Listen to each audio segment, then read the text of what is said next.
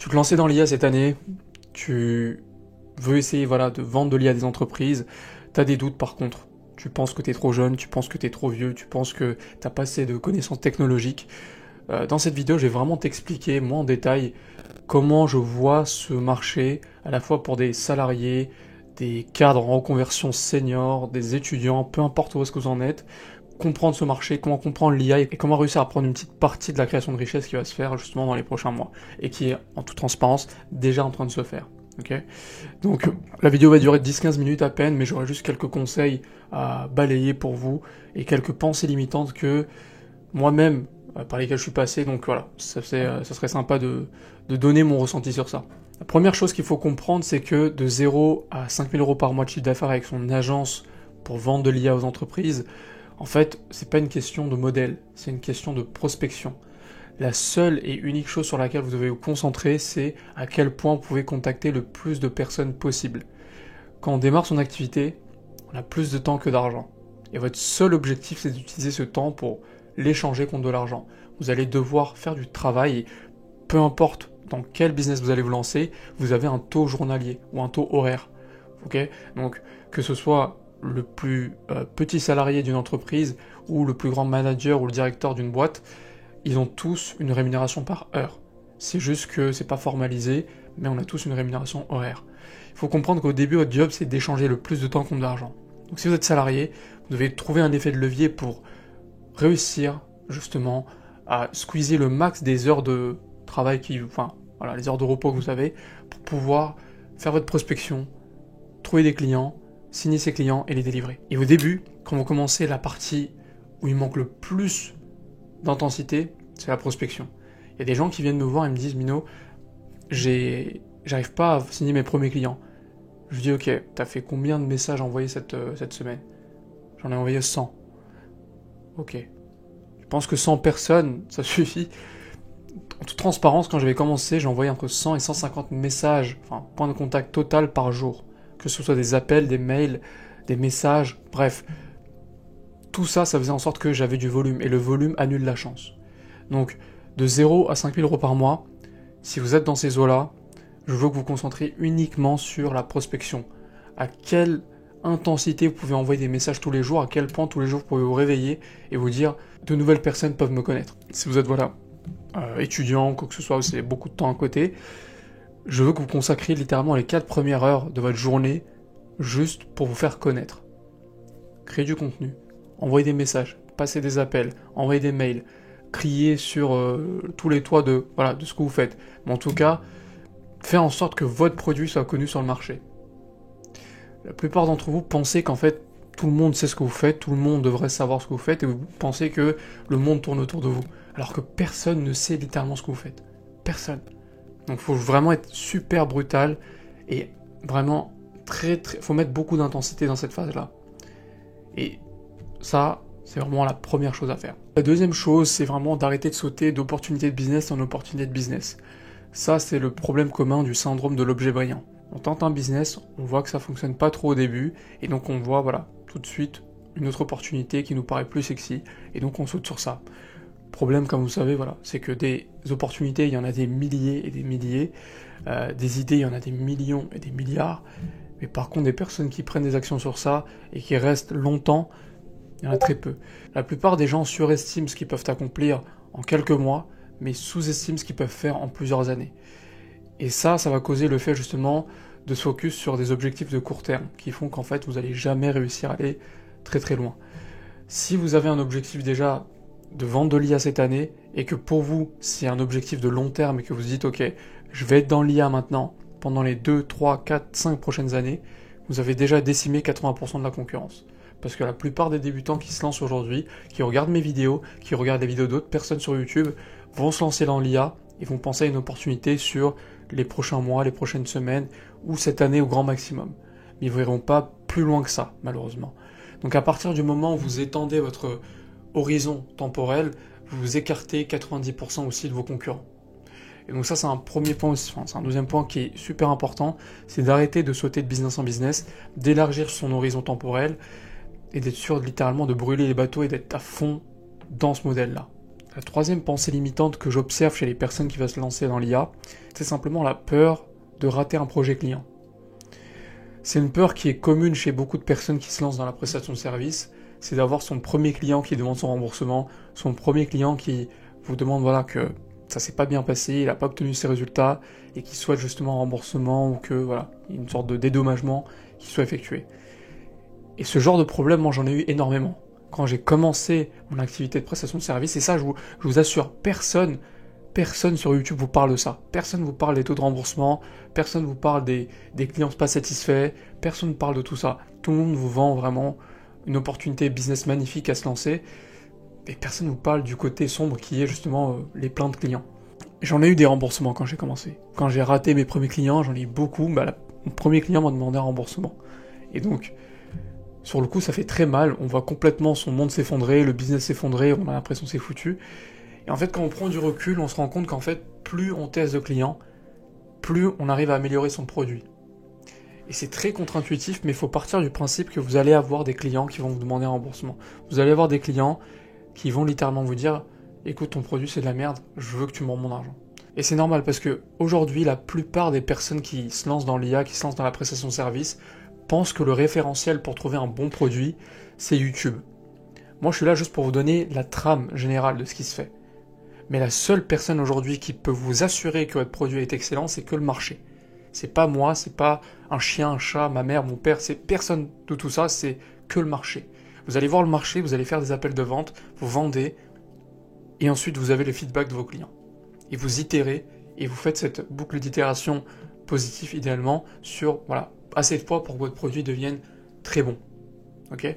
Donc ça m'a pris moi plus de 8 mois pour itérer jusqu'à trouver le bon produit pour qu'il puisse se vendre assez cher sur le marché et pour que je puisse les délivrer assez rapidement avec de plutôt bons retours clients. Okay, on a pu collecter pas mal de témoignages et ça a été le cas justement parce qu'on a fait beaucoup d'itérations.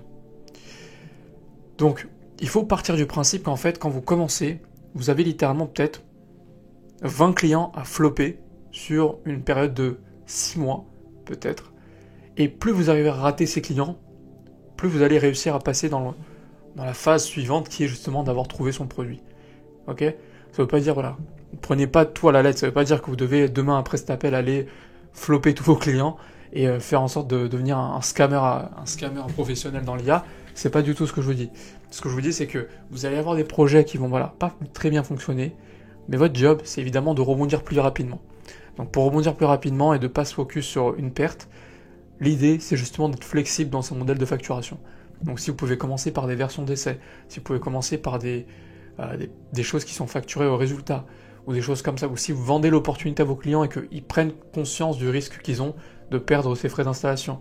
Peu importe, si vous avez un modèle flexible au début, et que vous avez bien fixé les attentes pour vos clients, c'est très bien. Partez comme ça. Mais n'oubliez pas que il ne faut pas que vous arrêtiez si vous avez des projets qui ne réussissent pas autant que vous l'espériez.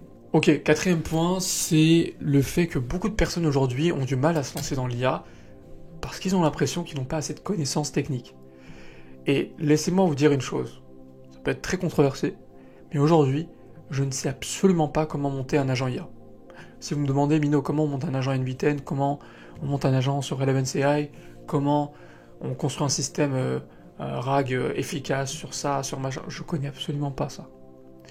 Je me suis entouré d'une équipe de personnes extrêmement compétentes, plus compétentes que moi, pour justement réussir à m'adapter aux technologies actuelles. Mon job en tant que CEO d'une agence, c'est justement de leader une équipe vers une vision commune et d'allouer du capital, du temps, des ressources, des talents vers un objectif commun. Et quand vous arrivez dans ce modèle d'agence, c'est votre job en fait. Vous devez quand même avoir une connaissance basique quand même. Et c'est ce qu'on apprend nous. Mais par contre, au-delà de ça, vous devez trouver des talents sur lesquels vous pouvez vous reposer. Sinon, c'est pas une agence, vous êtes juste un freelance glorifié. Ok ? Donc si vous voulez vous permettre de vous payer ce genre de talents, des talents qui coûtent cher évidemment, il faut être capable de facturer cher. Et si vous ne savez pas comment aujourd'hui vendre des prestations IA chères, regardez ma dernière vidéo, vous allez comprendre un peu mieux de quoi il s'agit, comment vendre des infrastructures IA à 3000 € et comment vous pouvez les délivrer sous 3 jours à des entreprises physiques, à des entreprises en ligne également. Bref, c'est le meilleur business model aujourd'hui pour arrêter de vendre des automatisations, des choses comme des chatbots, des automatisations qui coûtent que 200, 300, 500 euros, et commencer à vendre des vraies infrastructures clés en main qui résolvent des problèmes douloureux pour vos clients et qui au passage vous permettent d'être bien payé. Ok, dernière vidéo, allez regarder ça. Le dernier point, je pense, qui est pas négligé, c'est un point qui est plus présent chez les personnes qui sont étudiantes, qui démarrent de zéro et qui comme moi, passent d'un simple étudiant à se retrouver sur un marché où vous devez commencer à prospecter des entreprises, parler à des personnes qui ont 2 fois, 3 fois votre âge. Et ça, c'est un truc qui me parle parce que quand j'ai commencé à prospecter, j'avais à peine 19 ans. J'avais 19 ans et je parlais déjà à des entreprises, des chefs d'entreprise qui avaient la quarantaine, cinquantaine, la soixantaine, et j'étais censé les convaincre de me payer pour devoir justement leur mettre en place des services propulsés par l'IA. Et aujourd'hui, le blocage qu'on peut avoir là-dedans, c'est de dire qu'on n'est pas assez légitime, qu'on est trop jeune, que blablabli, que blablabla, bref, qu'on n'a pas d'expérience. En réalité, il faut comprendre que ces gens-là savent très bien que vous êtes la meilleure personne pour implémenter ce genre de solution. Ces chefs d'entreprise aujourd'hui, sachez une chose, c'est que eux-mêmes, c'est des personnes qui ont souvent commencé dans ces milieux-là, qui sont un peu, qui ont dû se faire par eux-mêmes, et qui savent que il vaut mieux donner l'opportunité à des jeunes aujourd'hui qui ont de l'expérience terrain, qui ont des expériences vraiment sur des choses qu'ils ont dû construire par eux-mêmes, plutôt que suivre un chemin traditionnel avec un simple diplôme qui stipule que vous connaissez les choses. Cette pensée limitante, sachez qu'elle est très facile à enlever. La seule façon pour moi, en tout cas comment j'ai réussi à casser cette pensée limitante, c'est littéralement d'aller sur le marché, de rentrer dans l'arène et de passer le plus de temps sous tension, sur le marché. Pareil, faire du volume, passer du temps à prospecter, appeler, me manger des bâches, jusqu'à réussir justement à signer mes premiers clients. La raison pour laquelle aujourd'hui vous n'arrivez pas à atteindre vos résultats, c'est parce que vous n'êtes pas la personne qui peut les atteindre. Et donc votre objectif, c'est tous les jours d'aller chercher, collecter des preuves qui vous assurent que vous êtes l'identité, la personne qui va atteindre ces résultats sans effort. Aujourd'hui, pour moi, passer des appels, c'est seconde nature. Parler en vidéo, c'est seconde nature. Parce que j'ai passé littéralement les 3 dernières années, à construire et forger tous les jours mon identité pour y arriver. Et cette identité-là que j'ai forgée, c'est une identité qui sait très facilement prendre des appels, qui sait très facilement closer des deals à 5 chiffres. Il n'y a pas de problème pour ça. Mais j'ai dû collecter des preuves étape par étape. Et la seule et unique façon de le faire, c'est de passer du temps sur le terrain. Il y a de la visualisation, il y a des aspects très théoriques qu'il faut comprendre sur le mindset, mais la seule et unique façon de le retranscrire dans la réalité, c'est littéralement de passer à l'action et de prendre ces idées, de le tirer de la dimension entre guillemets de l'imaginaire et de le rendre réel. L'action prime sur tout. L'action intense prime sur tout. Et si vous êtes jeune aujourd'hui, que vous entendez ce message, il y a des jeunes aujourd'hui qui ont 16, 15 ans, qui sont en train de passer massivement à l'action, qui n'ont absolument rien à perdre, et qui sont là juste pour prendre des parts de marché plus que n'importe qui. Donc si vous ne faites pas partie de ces gens-là, aujourd'hui je peux rien faire pour vous. Et ça c'est le discours triste, entre guillemets, et le discours brutal et honnête aujourd'hui que je peux vous dire. Parce que je suis passé par là, et c'est le seul et unique message qui m'a permis de me réveiller le matin et d'aller prospecter et signer mes premiers clients. Donc je me suis un peu emporté, mais bref, moi c'est quelque chose qui m'a vraiment parlé, ce message de sortir de sa zone de confort et devenir finalement la personne qu'on a toujours voulu être. C'est la seule chose littéralement qui différencie la situation dans laquelle on est et dans laquelle on voudrait être. Voilà, sur ce, c'était juste une petite série de pensées qui m'arrivaient, de pensées bloquantes et des pensées limitantes que moi j'avais quand j'avais commencé et que j'ai pu voir dans notre incubateur. Donc voilà, si vous souhaitez en savoir plus, si vous souhaitez peut-être savoir comment monter ce genre d'agence IA, j'ai une formation entièrement gratuite, c'est sur School, juste en dessous, vous vous inscrivez, c'est une plateforme gratuite, une formation très rapide de 5 jours qui vous montre comment on le fait. Si vous souhaitez en savoir plus, j'ai évidemment un accompagnement, et voilà, si vous en avez besoin, vous saurez où me trouver. Sur ce, je vous dis à très vite.